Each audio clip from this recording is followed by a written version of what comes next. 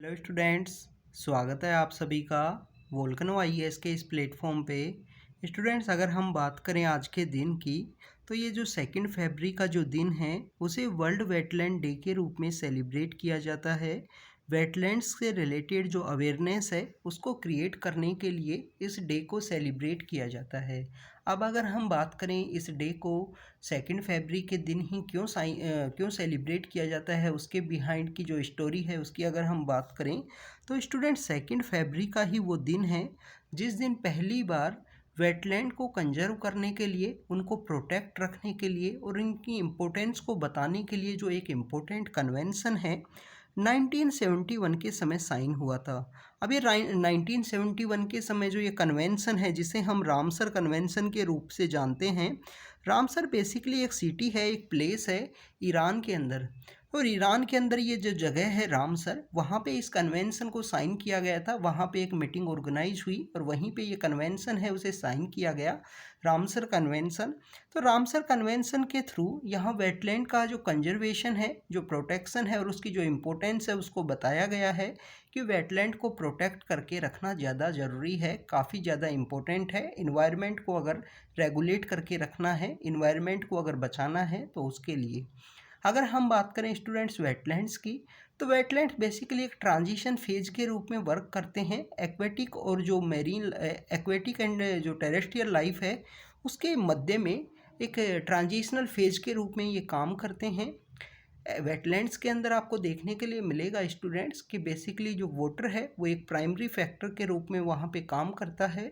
Water के द्वारा जो भी वहाँ पे लाइफ है, एक्वेटिक लाइफ है या टेरेस्ट्रियल लाइफ है, वहाँ पे जो कंट्रोल है वाटर के द्वारा ही किया जाता है। इसके अलावा स्टूडेंट्स आपको जो डिफरेंट डिफरेंट टाइप के जो वेटलैंड्स है वो देखने के लिए मिलेंगे। कुछ आपको कोस्टल एरिया के अंदर वेटलैंड मिलेंगे, कुछ आपको इनलैंड एरिया है, जो ज़मीन का जो हिस्सा है वहाँ पे आपको वेटलैंड्स है वो देखने के लिए मिलेंगे। हर एक वेटलैंड की जो इम्पोर्टेंस है वो काफ़ी ज़्यादा है हमारे इकोलॉजिकल पॉइंट ऑफ व्यू से। अगर हम बात करें स्टूडेंट्स इंडिया के अंदर, तो टोटल 75 रामसर साइट हैं हमारे भारत के अंदर। बेसिकली हमारे जो 75 ईयर्स कंप्लीट हुए इंडिपेंडेंस के, तो हमारे इस अमृत काल के अंदर जो 75 साइट्स हैं उनको डेजिग्नेट किया गया है रामसर साइट के रूप में हमारी मिनिस्ट्री ऑफ इन्वायरमेंट के द्वारा। तो टोटल 75 रामसर साइट हैं। हर एक स्टेट के अंदर आपको देखने के लिए मिलेंगी ये साइट्स। तो हर एक स्टेट की ये साइट्स हैं वो आपको पता होनी चाहिए।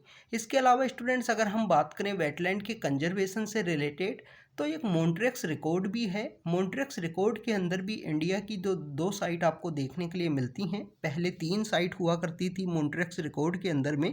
तो उस मॉन्ट्रिक्स रिकॉर्ड के अंदर आपको एक तो चिल्का लेक आपको पहले हुआ करती थी, चिल्का लेक, जो प्रेजेंट समय में उसको रिमूव कर दिया गया है। इसके अलावा अगर हम बात करें जो केवला देव नाम की जो साइट है राजस्थान के अंदर लोकेटेड है, तो केवला देव की जो साइट है वो आपको देखने के लिए मिलती है उस मॉन्ट्रिक्स रिकॉर्ड के अंदर। और जो दूसरी साइट है वो आपको जो लोकटक लेक है वहाँ की जो साइट है, जो लोकटक साइट है, वो आपको देखने के लिए मिलती है मॉन्ट्रिक्स रिकॉर्ड के अंदर। मॉन्ट्रिक्स रिकॉर्ड के अंदर पहले चिल्का लेक भी हुआ करती थी, बट बाद में उसको रिमूव किया गया है मॉन्ट्रिक्स रिकॉर्ड से। वो भी वेटलैंड के कंजर्वेशन से ही रिलेटेड है। अगर हम बात करें स्टूडेंट्स 2023 का जो वेटलैंड डे जिसको सेलिब्रेट किया गया है आज के दिन 2 फरवरी के दिन, तो इस वेटलैंड डे का जो थीम था, मेन थीम यहाँ पे ये था कि वेटलैंड का जो रिस्टोरेशन का समय आ चुका है, वेटलैंड को रीस्टोर करना चाहिए, उसकी जो इम्पोर्टेंस है उसको बचा के रखना ज़रूरी है। तो इस time for the wetland restoration. Students, recently हमारा बजट भी पास किया गया है। बजट बेसिकली यहाँ पे फाइनेंस मिनिस्टर के द्वारा प्रपोज किया गया है पार्लियामेंट के अंदर। वहाँ पे भी एक स्कीम है वो लॉन्च की गई है। स्कीम का नाम है मिष्टी। मिष्टी ये जो स्कीम है, मिष्टी स्कीम का बेसिकली काम ये है कि इंडिया का जो ये अमृत धरोहर है, ये 75 ईयर्स की जो धरोहर है, इसको प्रोटेक्ट करना है। अब ये धरोहर किस चीज़ से रिलेटेड, बेसिकली हमारे इकोलॉजिकल पॉइंट ऑफ व्यू से जो मैंग्रोव्स हैं, जो हमारे वेटलैंड हैं, इनको प्रोटेक्ट करना है। और जो प्लांटेशन है, मैंग्रोव्स का जो प्लांटेशन है उसको यहाँ पे प्रोटेक्ट करके रखना है, उसको यहाँ पे प्लांटेशन करना है, जिससे मैंग्रोव्स की जो संख्या है, मैंग्रोव्स का जो एरिया है वो यहाँ पे इंक्रीज हो। स्टूडेंट्स आप देखें कि वेटलैंड का रीस्टोरेशन की बात की गई है और आप देखें कि इंडिया के अंदर जो टोटल 75 साइट्स हैं, इसके अलावा जो 13 लाख हेक्टेयर के आसपास एरिया इंडिया कवर करता है एज ए वेटलैंड के एरिया के रूप में। और इंडिया के द्वारा यहाँ पे साउथ एशिया के अंदर लार्जेस्ट एरिया है एज ए वेटलैंड के रूप में, इंडिया इस एरिया को कवर करता है। तो इंडिया के लिए जो वेटलैंड का जो कंजर्वेशन है वो काफ़ी ज़्यादा इम्पोर्टेंट है और ये जो हमारी इकोलॉजिकल हेरिटेज है उसको कंटिन्यू हमारे कंट्री के द्वारा प्रोटेक्ट किया गया है। तो ये students basically world wetland day के बारे में था। अगर हम बात करें इंडिया में रूल्स एंड रेगुलेशन की, तो 2017 के समय में world wetland day wetland conservation act है वो आया था। वेटलैंड के कंजर्वेशन से रिलेटेड जो कानून हैं, कुछ रूल्स हैं, वो गवर्नमेंट के द्वारा प्रपोज किए गए थे 2017 के समय में।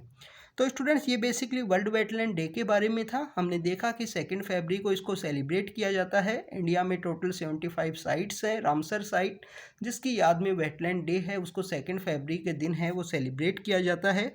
अगर हम बात करें एरिया की, तो टोटल हमारा जो एरिया है साउथ एशिया में सबसे ज़्यादा एरिया है हमें वेटलैंड के अंडर यहाँ पे कंजर्व करके हमारे द्वारा रखा गया है। इसके अलावा अगर हम बात करें थीम की, 2023 के इस वर्ल्ड वेटलैंड डे के जो थीम है, तो इसकी थीम है कि वेटलैंड को रीस्टोर करना है, उनको प्रोटेक्ट करके रखना है। तो स्टूडेंट्स ये हमारा वीडियो था वर्ल्ड वेटलैंड डे के बारे में। हम कंटिन्यू आपको इसी तरीके से अपडेट करते रहेंगे। Thank you students, thank you very much.